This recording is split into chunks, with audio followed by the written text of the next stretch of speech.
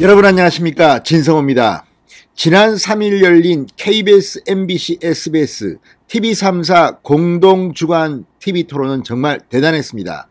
윤석열, 이재명, 심상정, 안철수 네 사람의 후보가 나와서 불꽃 튀기는 전쟁을 치렀습니다. 시청률은 39%. 자, 지난 97년 김대중, 이회창, 이인재의 TV토론 이후 가장 높은 시청률을 기록했습니다. 윤석열 후보가 가장 잘했다, 이런 여론조사 결과도 나오기도 했습니다. 이런 가운데 두 번째 TV토론도 관심을 끌고 있습니다. 기자협회가 주최해서 JTBC가 단독 중계하는 TV토론이 8일날 열릴 뻔했습니다. 그러나 윤석열 후보 측이 문제를 제기하면서 다시 협상을 했습니다. 그리고 결국 오늘 확정이 됐습니다. 방금 전 기자협회는 오는 11일 이 JTBC뿐만 아니라 TV조선, 채널A, MBN, 연합뉴스TV, YTN 등 6개의 종편과 뉴스 보도 채널이 함께 공동 주관하는 TV토론을 개최한다고 발표했습니다. 자, 아시다시피 지금 기자협회 회장은 한겨레 부장입니다. 또 과거에 이 한겨레 부장이 기자협회장으로 있으면서 민주당의 국회의원 추천을 하기도 했습니다. 물론 그 뒤에 없던 일로 됐지만 좀 이상하지 않습니까? 특정 정당과 친한 게 아니냐는 의심을 받고 있고, 또 JTBC는 어떻습니까? 손석희 앵커 여러분 기억하시죠? 그리고 지금 손석희 앵커는 이제 떠났지만 JTBC의 성향은 시청자 여러분들이 잘 알 겁니다. 누가 봐도 독립적이고 중립적이라고 보기 힘들다는 생각을 하는 사람들이 꽤 있습니다. 뿐만 아니라 얼마 전에는 JTBC 아침 뉴스 앵커가 갑자기 선거를 얼마 남기지도 않고 바로 민주당 선대위 대변인으로 가버렸습니다. 이런 방송사를 어떻게 믿고 단독 중계를 맡깁니까?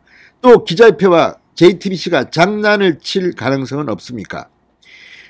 사회자는 또 어떻습니까? 자, 아무튼 이런 많은 문제가 있었고 윤석열 후보 측은 문제를 제기했습니다. 그리고 안철수 후보의 관훈 토론 8일날 있다 그러고 민주당은 10일은 안 된다 그랬다 그러고, 아무튼 이런 우여곡절을 거친 끝에 11일 관철됐습니다. 그런데 이게 상당히 중요합니다. 그 의미는 뭘까요? 금요일입니다. 11일은. 자, 2차 TV토론을 공중파 3사가 아니라 종편 4사와 보도채널 2사 6개가 공동 주관해서 방송하는 겁니다. 그리고 이번 TV토론의 진행자, 사회자는 기자협회나 JTBC가 장난 못 치게 4명의 후보들이 동의를 얻도록 했습니다. 제가 지난번에도 말씀드렸죠. 진행자는 비토놓을 권리가 있다고. 저 사람은 안 된다. 저 사람은 누구하고 친한 사람이 되는데 우리가 어떻게 저 사람이 진행을 하느냐. 그래서 6개 방송사가 공동 주관할 경우 장난칠 가능성이 옅어집니다. 자, 어쨌든 이걸 보면 상당히 잘했습니다. 그리고 타이밍도 중요합니다. 아마도 11일 날 TV토론은 공식 선거운동이 시작되는 15일 이전에 열리는 마지막 TV토론이 될 겁니다. 그렇다면 지난번 1차 때처럼 윤석열 후보가 또 한번 실력을 보여주면 선거전이 시작되기 직전에, 후보 등록하기 직전에 한 번 더 여론조사에서 지지율을 끌어올릴 수 있는 기회를 갖는 겁니다. 자, 그리고 이 토론이 끝나면 그 다음에 13일, 14일은 후보 등록을 하고 15일부터는 이제 유세차가 전국에서 돌면서 마이크를 잡고 떠들 수가 있습니다. 본격적인 유세가 시작되는 겁니다. 실제로 유세가 시작되면 그때의 여론조사 지지율이 바뀌기는 힘듭니다. 무엇보다 얼마나 많은 이 유세차를 돌릴지 이런 건 모르지만 지금 현재 선거 자금을 다 회수받을 수 있는 사람은 윤석열, 이재명 두 사람밖에 없는 것으로 보입니다.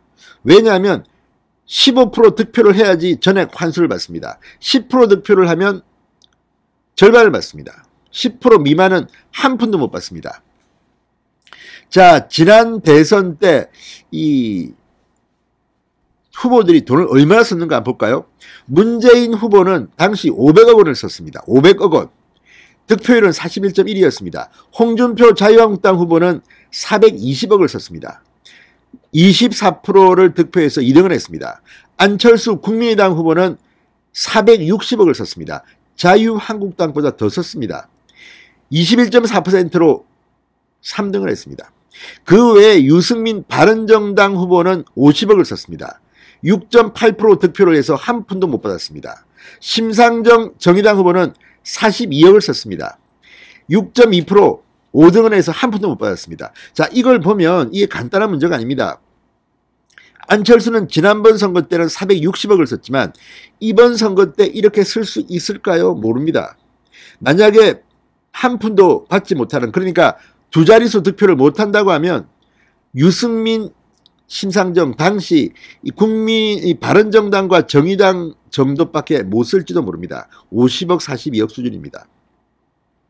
따라서 후보 등록하기 직전에 TV토론 딱 한 번 남은 겁니다. 제가 볼 때는 그렇습니다. 그 뒤 어떻게 하겠습니까? 그리고 후보 등록을 하게 되면 그때부터는 상당히 물리기가 힘듭니다. 바로 야권 단일화 문제입니다.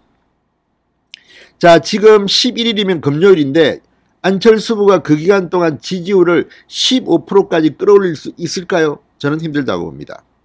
자, 그렇다면 과거 정몽준 노무현 후보의 단일화는 비슷비슷했습니다. 그런데 이번에는 너무 차이가 납니다. 한 명은 40%를 넘는 여론조사가 많이 나오는데 이쪽은 지금 한 자릿수밖에 안 나오는 조사가 더 많습니다. 그렇다면 안철수의 양보에 의한 단일화가 저는 정답이라고 봅니다. 물론 그 뒤로 협상을 통해서 자리를 어떻게 주고 하는 것들은 알아서 하십시오. 그러나 이 정도까지 하는데 만약 또 야권 단일화 작업을 한다면서 협상을 하고 여론조사는 어떻게 하고 TV토론은 몇 번 하고 TV토론 사회자는 또 누가 보고 이러다가 한 2주 걸립니다. 선거 끝나버립니다. 또 양자토론을 하게 되면 서로 간에 공격을 하겠죠. 그래서 지금 11일 날 종편 4개, 뉴스 채널 2개의 공동 토론을 관철했다는 것은 상당히 의미가 있습니다. 진성호의 직설 시작합니다. 방송에 앞서 아직 진성호 방송에 구독자가 아니신 분은 붉은색 구독 버튼 눌러주십시오. 더 좋은 방송으로 보답하겠습니다. 자, 어쨌든 11일 두 번째 TV토론이 확정이 됐습니다. 자, 이 정치권에 따르면 사당은 11일 오후 8시부터 2시간 동안 대선 후보 TV토론을 개최하기로 합의했습니다. 자, 내일부터 실무 협상을 통한 이 2차 TV토론 세부 사항을 조율합니다. 2차 토론은 TV조선, 채널A, JTBC, MBN, 연합뉴스TV, YTN 이렇게 6개사가 공동 중계합니다. JTBC 재미 좀 보려고 했는데 실패했습니다. 기자협회 역시 마찬가지입니다. 이렇게 되면 굉장히 중립적인 성향으로 갈 가능성이 높습니다. 물론 YTN이라든지 JTBC 성향은 여러분들이 아실 테고 특히 YTN은 요즘 보도 성향이 굉장히 이재명 후보 쪽에 기운다는 비판을 받고 있습니다. 이런 가운데 어쨌든 이렇게 TV조선과 채널A가 함께 참여한다니까 든든하지 않습니까? 자, 일단 이 TV토론이 끝나고 15일부터 본격적인 선거운동, 유세차가 돌기 시작하면 그 다음에는 21일, 25일, 3월 2일 선관위 주최의 TV토론이 3번 있습니다. 이 토론은 크게 지지율이나 득표율에 영향을 주기는 힘들지도 모릅니다. 이미 시간이 너무 가버렸기 때문입니다. 그래서 이번 주가 중요합니다. 이번 주의 캠페인 그리고 11일 날의 TV토론 윤석열 후보가 TV조선, 채널A, MBN 해냈습니다. 진성호의 직설이었습니다. 여러분 감사합니다.